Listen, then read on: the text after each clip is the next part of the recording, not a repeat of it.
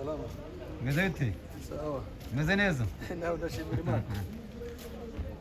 Karibu iwawe. Asante. Uramwibuka se? Oya. Yari kera. Na mateka mu Yari kera kabisa. Wamubeshye. Yari kera. Ninde? Jina lake Makoyi. Sawa. Sawa. Welcome. Thank you.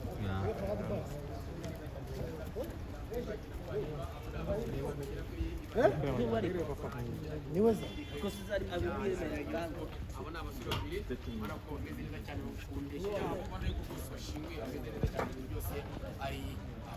Bakaba bazanye n'ubundi n'umwe mu bakunzi w'ikipe ya Rayon Sports akaba nanone muri rusange akaba ndetse n'umwe mu baba bari hafi y'ikipe ya Rayon Sports akaba ari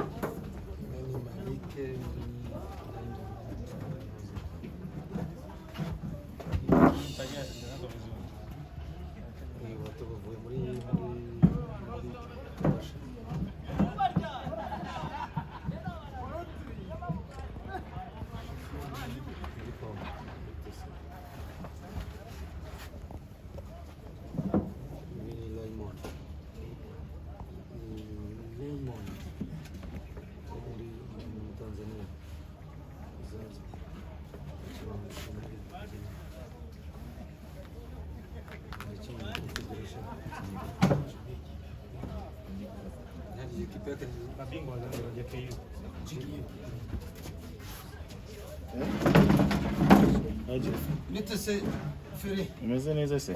Naho bazina. Wampaye se amazina y'aba bavandimwe bacu.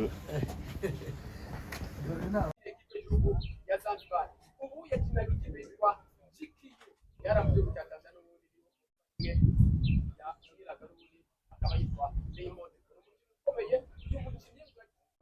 Yes, reka tubahe ikaze turakunzi ba Bafot for podcast. Hano turi ni ku kibuga cy'imyitozo cyo mu Nzove, akaba ari ikibuga ikipe ya Rayon Sports imaze igihe ikoreraho imyitozo. Na hari igiye kubera imyitozo n'abandi idasanzwe, irimo abakinnyi bashya bagiye batandukanye ba ekipe ya Rayon Sports, nkuko mabonye mu kavido kabanje bakaba bamaze kuba bamwe bahagera, abasore bagera kuri babiri, harimo umusore umwe